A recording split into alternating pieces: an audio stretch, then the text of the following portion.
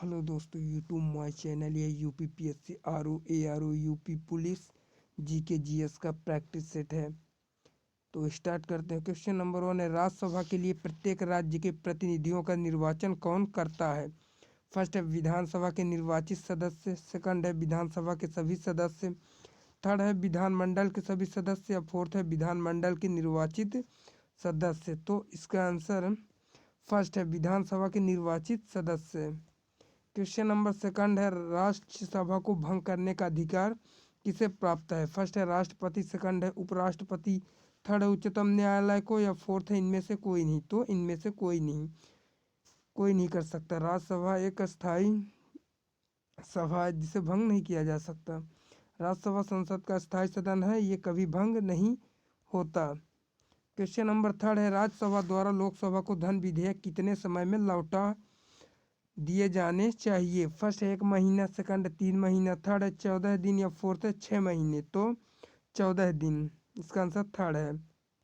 व्याख्या, धन विधेयक केवल लोकसभा में ही पेश नहीं किया जा सकता। इस विधेयक को राज्यसभा द्वारा संशोधित या अस्वीकार नहीं किया जा सकता। वह कुछ सुझाव या बगैर सुझाव के इसे लोकसभा को भेजता है। जिन सुझावों को स्वीकार या अस्वीकार करने की शक्ति लोकसभा के पास है, इसे राज्यसभा अधिकतम 14 दिनों तक अपने पास रोक रख सकता है। क्वेश्चन नंबर 4 है, हमारे संविधान के अनुसार राज्यसभा का कार्यकाल कितने वर्ष है? फर्स्ट है 2 वर्ष में एक बार समाप्त हो जाता है, सेकंड है प्रत्येक 3 वर्ष में समाप्त हो जाता है, थर्ड है प्रत्येक वर्ष में समाप्त हो जाता है, और फोर्थ है समाप्त होने का विषय नहीं है। तो समाप्त होने का विषय नहीं है।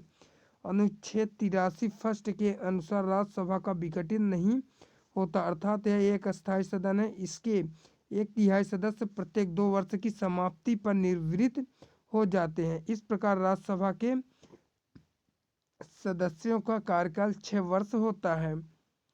वीडियो अच्छी लगी तो हमारे चैनल को सब्सक्राइब कर लेना। क्वेश्चन नंबर 5 है, राष्ट्रपति भारतीय समुदाय के कितने प्रतिनिधियों लोकसभा में मनोनीत करता? फर्स्ट है 2, सेकंड 4, थर्ड 6, या फोर्थ फर्स्ट। तो इसका आंसर 2 है। क्वेश्चन नंबर 6 है, किस राज्यसभा का लोकसभा एवं राज्यसभा में प्रतिनिधित्व सबसे अधिक है? First Uttar Pradesh, second Madhya Pradesh, third Maharashtra, fourth Andhra Pradesh. तो उत्तर प्रदेश है। उत्तर प्रदेश के लोकसभा निर्वाचन क्षेत्र राज्य में लोकसभा सीट 80, विधानसभा सीट और 404 है। क्वेश्चन नंबर 7 है, संसद के सत्र में उपस्थित रहने और संसदीय समितियों की बैठकों में भाग लेने के लिए संसद को कितना दैनिक भत्ता मिलता है? फर्स्ट है 500 रुपये, सेकंड है 600 रुपये, थर्ड है 700, या फोर्थ है 2000 रुपये। तो इसका आंसर 2000 रुपये है। क्वेश्चन नंबर 8 है, किसी विशेष दिन लोकसभा में अधिकतम कितने तारांकित प्रश्न पूछे जा सकते हैं? फर्स्ट 15, सेकंड 20, थर्ड 25, या फोर्थ कोई सीमा नहीं है। तो इसका आंसर सेकंड है।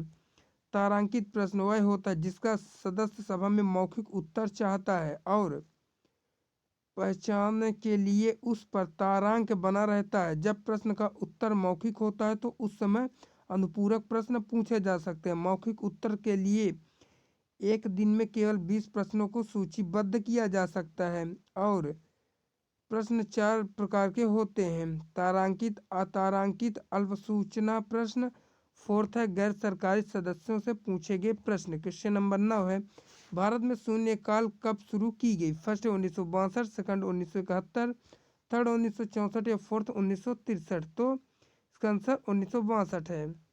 भारतीय संसदीय प्रक्रिया में शून्यकाल शब्द का उल्लेख नहीं है, चूंकि यह समय दोपहर 12 बजे आरंभ होता है, अतः मीडिया द्वारा इसे शून्यकाल नाम दे दिया गया है।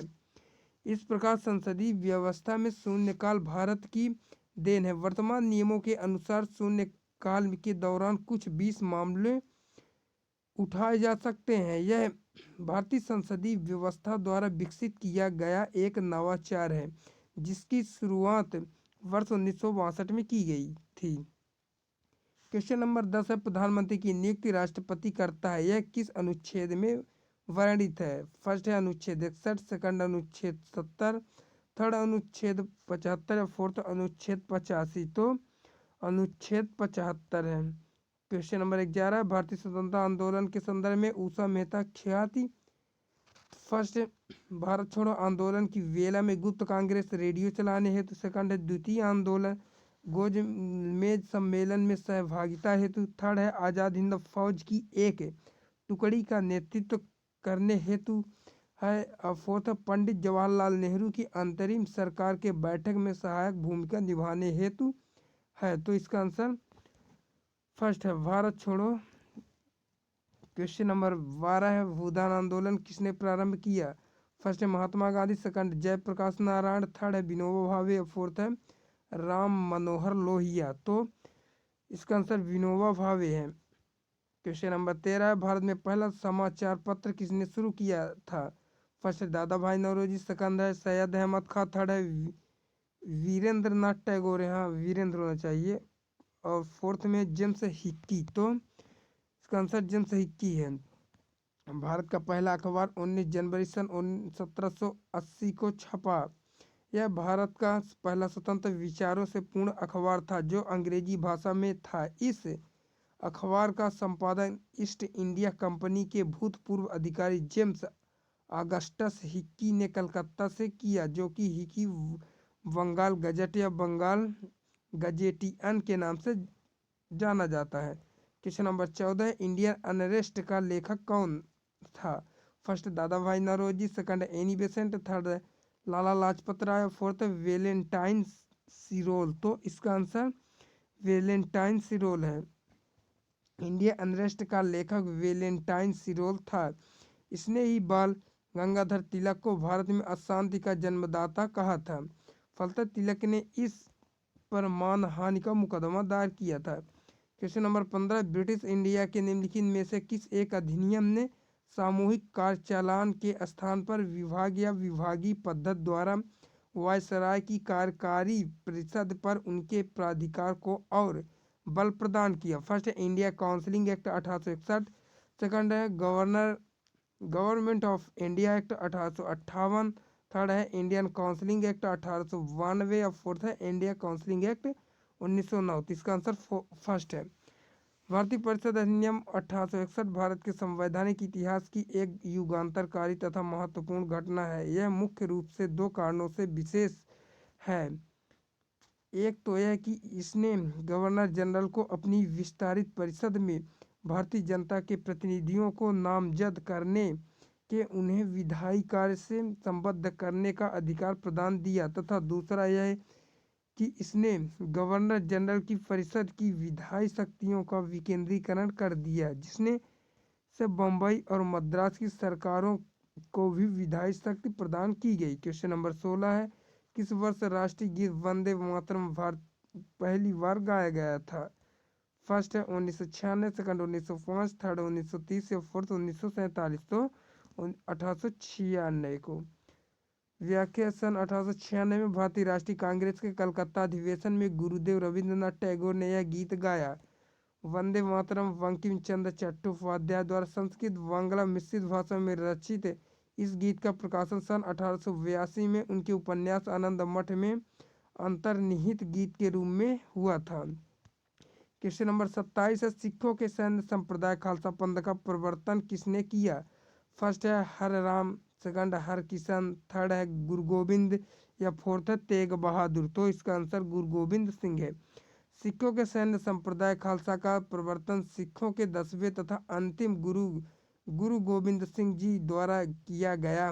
खालसा का अर्थ है खालिस, अर्थात विशुद्ध, निर्मल और बिना किसी मिलावट वाला व्यक्ति। सभी जातियों के वर्ग विभेद को समाप्त करने, उनके आत्मसम्मान और प्रतिष्ठा पैदा करने की भावना गुरु गोविंद सिंह ने 1699 ईस्वी में खालसा पंथ की स्थापना की थी। क्वेश्चन नंबर 18 निम्नलिखित में से किस अवध के स्वायत्त राज्य का संस्थापक कौन थे।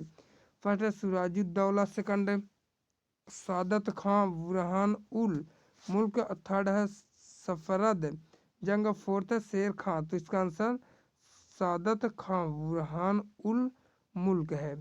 क्वेश्चन नंबर 19 है टीपू सुल्तान अंग्रेजियों के साथ युद्ध में कब मारे गए।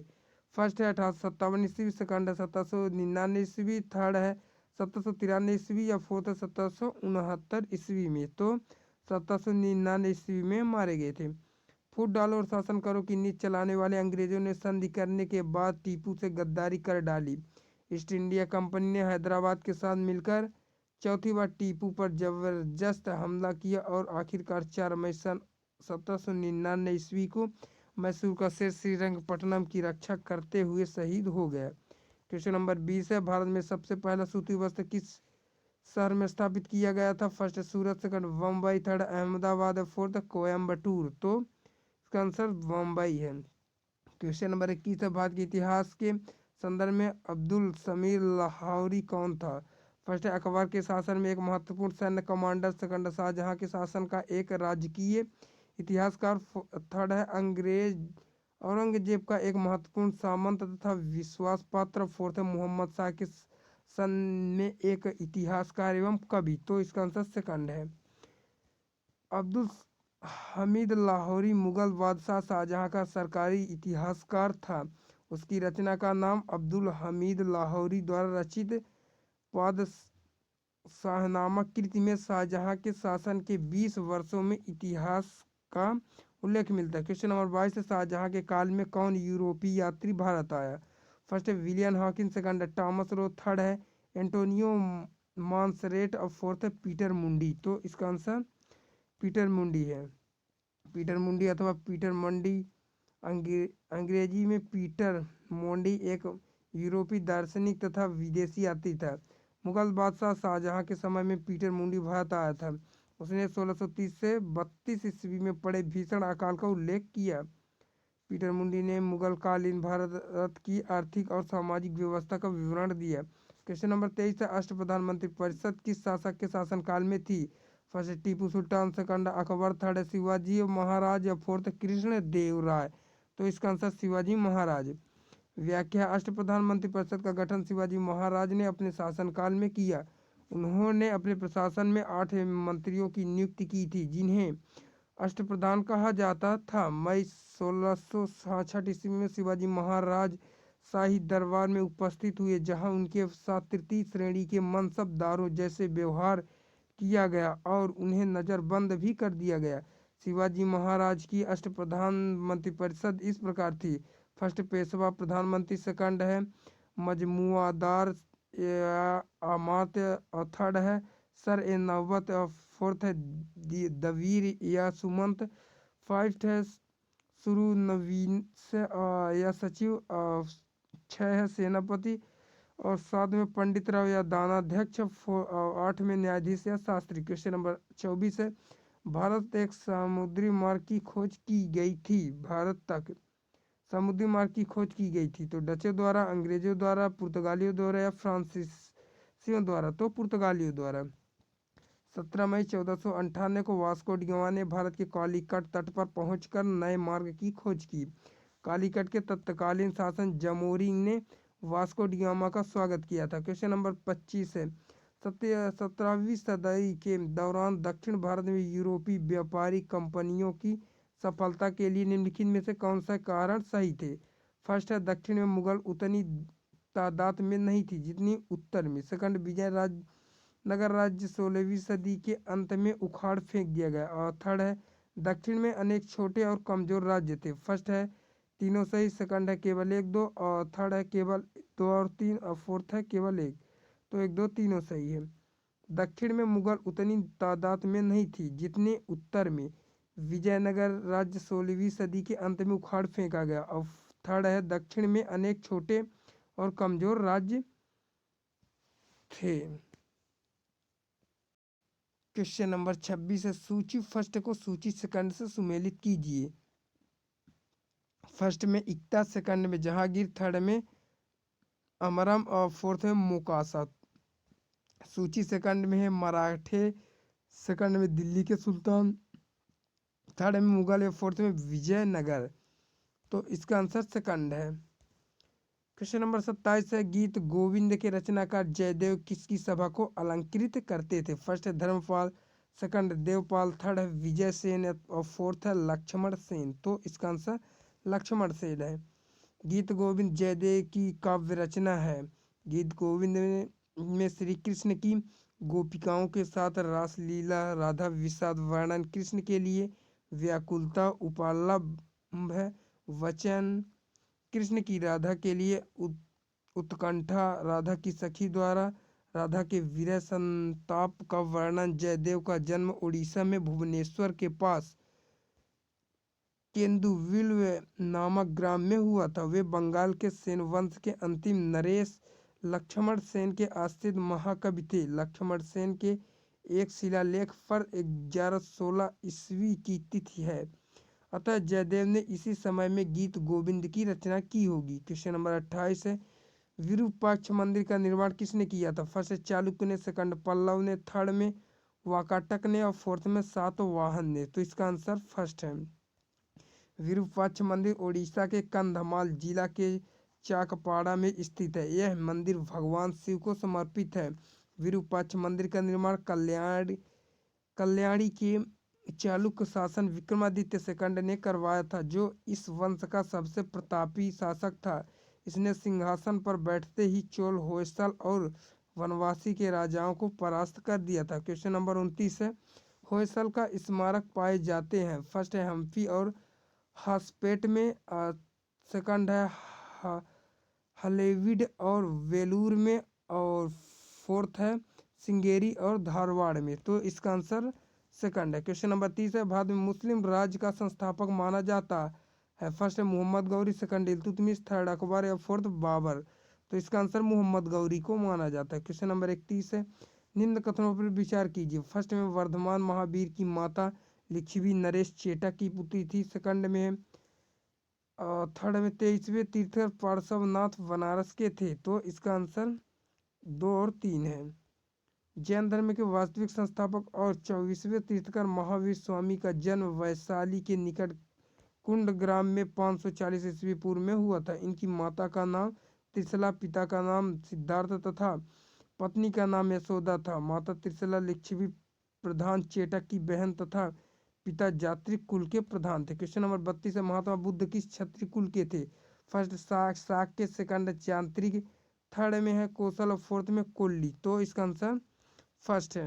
इनका जन्म लुम्बिनी में 563 ईसा पूर्व इक्ष्वाकु वंशी क्षत्रिय शाक्य कुल के राजा सुद्धोधन के घर में हुआ था। क्वेश्चन नंबर 33 है, बुद्ध ने अपने जीवन की अंतिम वर्ष ऋतु कहाँ बिताई थी? First Shravasti, second Vaishali, third Kushinagar या फोर्थ सारनाथ में। तो इसका आंसर कुशीनगर में है। क्वेश्चन नंबर 34 है, मालवा गुजरात एवं महाराष्ट्र किस शासक ने पहली बार जीते हैं? फर्स्ट है हर्ष, सेकंड स्कंदगुप्त, थर्ड विक्रमादित्य और फोर्थ है चंद्रगुप्त मौर्य। तो इसका आंसर चंद्रगुप्त मौर्य है। मौर्य वंश के संस्थापक चंद्रगुप्त मौर्य ने एक विशाल साम्राज्य की स्थापना की थी। यह साम्राज्य उत्तर पश्चिम में ईरान से लेकर दक्षिण में उत्तरी कर्नाटक एवं पूर्व में मगध से लेकर पश्चिम में सोपारा तथा सौराष्ट्र तक फैला हुआ था। 305 ईस्वी पूर्व में यूनानी शासक सेल्यूकस एवं चंद्रगुप्त के मध्य युद्ध हुआ था, जिसमें संभवतः सेल्यूकस पराजित हुआ था। क्वेश्चन नंबर 35, सांची का स्तूप किसने बनवाया? फर्स्ट अशोक, सेकंड है गौतम बुद्ध, थर्ड में चंद्रगुप्त, फोर्थ में खरगोन। तो अशोक ने। सांची के मुख्य स्तूप के निर्माण का श्रेय सम्राट अशोक को दिया जाता है। माना जाता है कि उनके काल में ही स्तूप का निर्माण करवाया गया था। क्वेश्चन नंबर 36 है, अशोक द्वारा कलिंग पर चढ़ाई की जानकारी के लिए कौन सबसे महत्वपूर्ण स्रोत है? फर्स्ट है महावंश, सेकंड दिव्यावदान, थर्ड में 13वां हस्तशिलालेख और फोर्थ में 7वां स्तंभ अभिलेख। तो 13वां वृहत शिलालेख है। अशोक के 13वें अभिलेख के अनुसार उसने अपने राज्याभिषेक के 8 वर्ष बाद कलिंग युद्ध लड़ा। कलिंग विजय उसकी आखिरी विजय थी। यह युद्ध 262 से 261 ईसा पूर्व में लड़ा गया। क्वेश्चन नंबर 37 है, सातवाहन आंध्र सातवाहन वंश का संस्थापक कौन था? फर्स्ट है सिमुक, सेकंड सतकर्णी, थर्ड में गौतमीपुत्र सातकर्णी और फोर्थ में विशिष्टिपुत्र श्री पुलमावी। तो इसका आंसर फर्स्ट है। व्याख्या, आंध्र सातवाहन वंश का संस्थापक था। सिमुक भारत के इतिहास में प्रसिद्ध सातवाहक राजवंश का संस्थापक था। पुराणों के अनुसार सिमुक ने कर्ण वंश के अंतिम राजा सुशर्मा को मारकर मगध के राज सिंहासन पर अपना अधिकार स्थापित किया था। क्वेश्चन नंबर 38 है, सातवाहन राज्य की राजधानी कहाँ थी? फर्स्ट है औरंगाबाद, सेकंड पैठन प्रतिष्ठान, थर्ड है मदुरा, फोर्थ इनमें से कोई नहीं, तो पैठन प्रतिष्ठान है।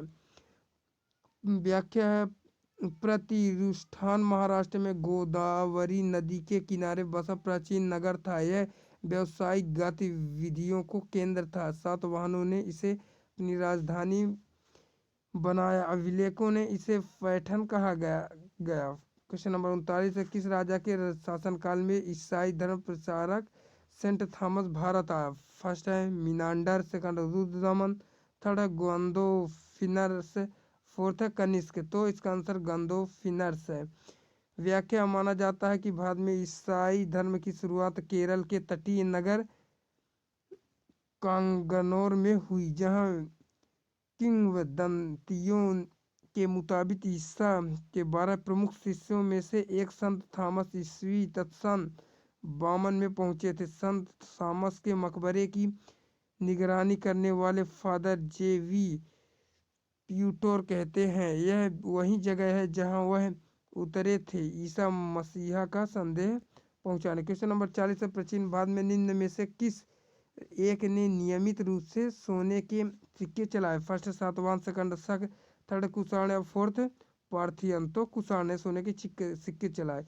शुद्ध सोने के सिक्के सबसे पहले कुषाण शासक कनिष्क द्वारा चलाए गए। क्वेश्चन नंबर 41 है, मोह स्केल से निम्नलिखित में से किसका मापन किया जाता है? फर्स्ट है आकाशीय पिंड की दूरियां, सेकंड बहते हुए जल की गति, थर्ड में वायुयानों एवं जलयानों की गति, फोर्थ है चट्टानों की कठोरता। तो चट्टानों की कठोरता मापी जाती है। क्वेश्चन नंबर 42 से निम्नलिखित में से कौन रूपांतरित चट्टान नहीं है?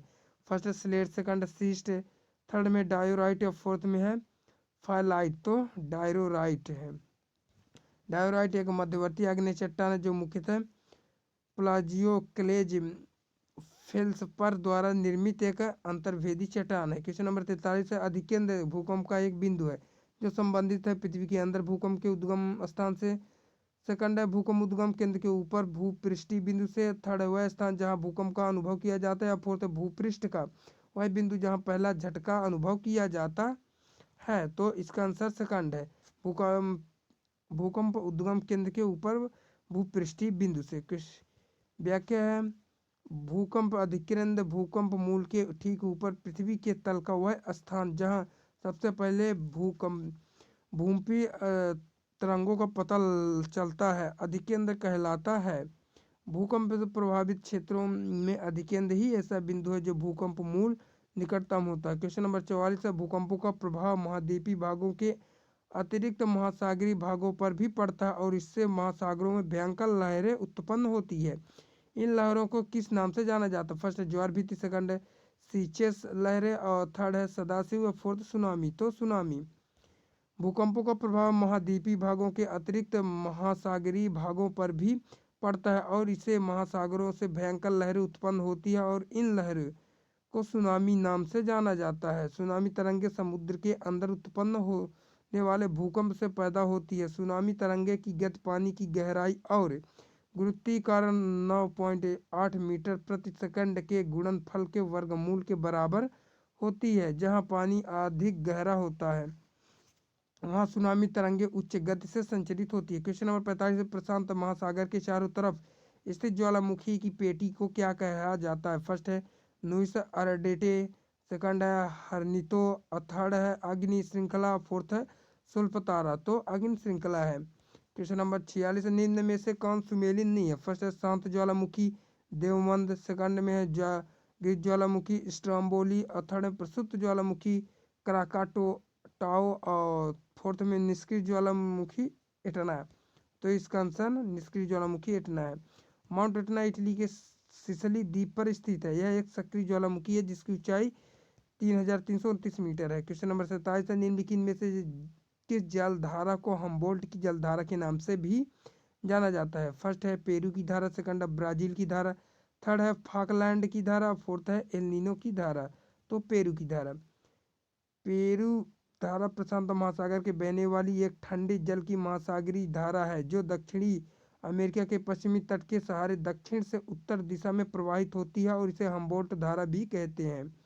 इसका तापमान तथा लवणता दोनों कम है। तट से सागर की ओर जाने के कारण तापमान बढ़ता जाता है। क्वेश्चन नंबर 28 निम्नलिखित में से कौन ठंडी जलधारा नहीं है? फर्स्ट फाकलैंड धारा, सेकंड पश्चिमी ऑस्ट्रेलिया धारा, थर्ड में अगुल कैलिफोर्निया धारा, फोर्थ में अगुलहास धारा जो हिंद महासागर में अगुलहास धारा है। तो इसका आंसर अगुलहास धारा है। खाड़ी के उत्तर स्ट्रीम में गर्म है महासागरीय अटलांटिक धारा, उत्तरी अटलांटिक गर्म है जो महासागर के उत्तरी अटलांटिक महासागर। कैनरी जलधारा ठंडी धारा है जो महासागरीय उत्तरी अटलांटिक में स्थित है।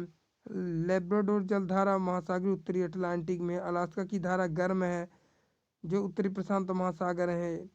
क्यूरोसियो की जापान ये धारा गर्म है जो महासागर के उत्तरी प्रशांत महासागर में है। उत्तरी प्रशांत महासागर गर्म जलधारा है जो महासागर के उत्तरी प्रशांत महासागर में। ब्राजील जलधारा गर्म है जो महासागर दक्षिणी अटलांटिक में है। बेंगुला धारा गर्म और ठंडी। पूर्व ऑस्ट्रेलियाई धारा भी गर्म है। हम्बोल्ट देखा जाए तो ये ठंडी है। पश्चिमी पवन धारा ये ठंडी है। आइसियो कामचटका ये ठंडी है जो है उत्तरी प्रशांत में महासागर में पाई जाती है। ऑस्ट्रेलिया धारा ऑस्ट्रेलियाई ये भी ठंडी है। इक्वेरियल धारा ये गर्म है। कैलिफोर्निया की धारा ठंडी है। अगुलहास धारा हिंद महासागर ये गर्म है। क्वेश्चन नंबर 49 समुद्री जल की औसत लवणता है? फर्स्ट है 20, सेकंड 25%, थर्ड है 30% या फोर्थ है 35%। तो इसका आंसर 35% है। क्वेश्चन नंबर 50 है विश्व की सबसे बड़ी प्रवाल भित्ति निम्नलिखित में देशों में से किस एक के तट के निकट पाई जाती? First Australia, second Cuba, third Ghana या फोर्थ फिलीपींस। तो ऑस्ट्रेलिया में प्रवाल भित्ति बृहद विस्तार की एक भित्ति जिसकी रचना मुख्यतः प्रवाल खंडों, प्रवाल रेणु, शैवाल और अन्य जीव निक्षेपों तथा रसायन अवक्षेपित कैल्शियम एवं मैग्नीशियम कार्बोनेट से होती है। प्रवाल तथा अन्य जैविक पदार्थों के निक्षेपों के ठोस होने से निर्मित कटक जो सागर तल के निकट तल ऊंचे होते हैं किंतु प्राय सागरीय जल में डूबे रहते हैं। अधिकांश प्रवाल भित्तियों संकरे महाद्वीपीय मग्नतटों पर भी पाई जाती है। देख लेना व्याख्या। यह आज का पूरा हो गया। यदि वीडियो अच्छी लगी तो हमारे चैनल को लाइक और सब्सक्राइब करना। मिलते हैं नेक्स्ट वीडियो में, तब तक के लिए धन्यवाद। जय हिंद।